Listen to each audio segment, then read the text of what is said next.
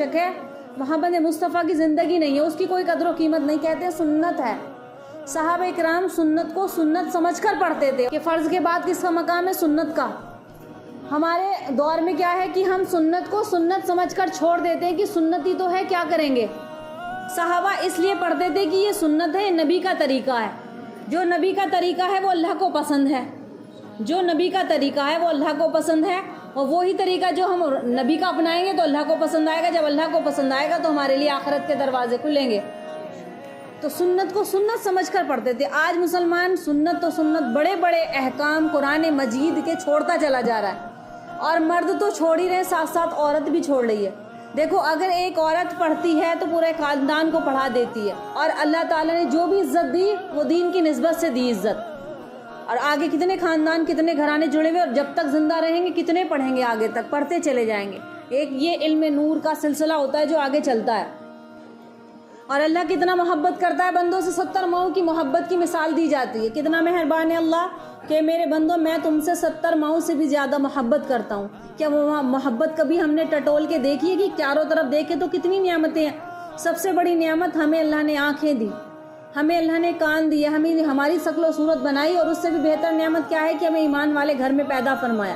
ایمان والے گھر کی نعمت ہے سب سے بڑی دنیا کی نعمت. چاہے اندھے ہیں، آنکھیں بھی نہیں ہے، پیر بھی نہیں ہے، لیکن ایمان سلامت ہے ہمارا. ہم زبان سے کلمہ پڑھنے کے قابل بھی ایمان ہے. تو وہ کون سا گھرانہ ہو گیا؟ سب سے بڑی نعمت والا گھرانہ وہ ہو گیا جس کو ایمان کی دولت ملی.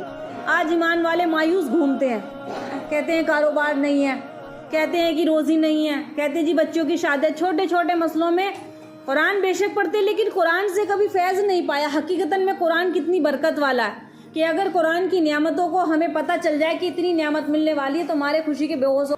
آگے حدیث ہے، ایک راوی ہیں، ایک صحابی بیان کرتے ہیں کہ نبی کریم صلی اللہ علیہ وسلم کی ہم خدمت میں حاضر تھے. ایک آدمی آیا، اس پر چادر تھی اور اس کے ہاتھ میں کوئی چیز تھی جسے اس نے لپیٹ رکھا تھا. اس نے عرض کیا کہ اللہ کے رسول، میں درختوں کے جھنڈ کے پاس سے گزر رہا تھا تو میں نے پرندوں میں کے بچوں کی آوازیں سنی. صحابی بیان کرتے ہیں کہ میں درختوں کے پاس سے گزر رہا تو میں نے پرندوں کی آوازیں سنی تو میں نے انہیں پکڑ لیا، انہیں اپنی چادر میں رکھ لیا. پھر ان کی ماں آئی اور میرے پاس بار بار حرکت کرنے لگی. پرندے کی چڑیا کے بچے کو تم اٹھا کے رکھ لو تو چڑیا وہیں آس پاس میں آتی رہے گی اور پر پھیلاتی رہے گی. اپنی چادر میں رکھ لیا تو اس کی ماں آئی اور میرے پاس چکر لگانے لگی تو میں نے بچوں سے پردہ ہٹا لیا تو اس نے پھر میرے پاس آئی اور گر گئی تو انہیں اپنی چادر میں نے لپیٹ لیا اور یہ میرے پاس آتی رہی. آپ صلی اللہ علیہ وسلم فرمایا انہیں رکھو اور انہیں اس کی ماں کے حوالے کر دو. اس چڑیا کے بچے کو اللہ کے نبی نے کیا فرمایا؟ اسے لے جاؤ اور اس کی ماں کے حوالے کر دو. کہ اپنے بچوں کے ساتھ رحم کرنے پر تعجب کرتے ہو؟ کیا تم بچوں کی ماں کے اپنے بچوں کے ساتھ رحم کرنے پر تعجب کرتے ہو؟ کیا تمہیں تعجب ہوتا ہے کہ کس طرح سے پر پھیلا رہی ہے؟ یہ تعجب کرنے کی بات نہیں ہے.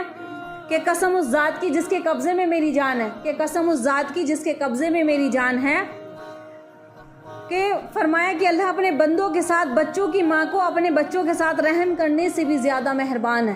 اللہ اپنے بندوں کے ساتھ اس چڑیا کی مثال دی گئی کہ جو اپنے بچوں کے لیے پر پھیلا رہے تھا کہ رسول نے کہ اللہ اپنے بندوں کے ساتھ بچوں کی ماں اس چڑیا کی ماں سے بھی زیادہ ان کے ساتھ رحم کرنے والا ہے، اور بھی زیادہ رحم کرنے والا ہے. انہیں وہی جا کر رکھ جاؤ.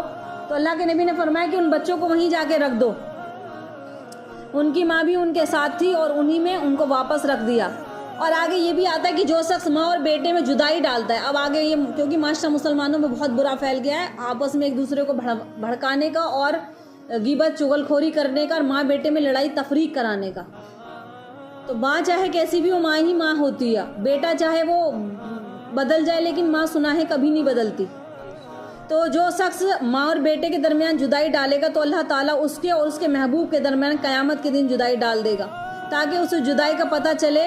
اور اگر اسے جدائی کا احساس ہوتا وہ دنیا میں ایسا نہ کرتا. اس کے درمیان میں اس کے محبوب جو بھی ہوگا، بیوی کی مثال دی جا سکتی ہے، اسے جدائی ڈال دی جائے گی.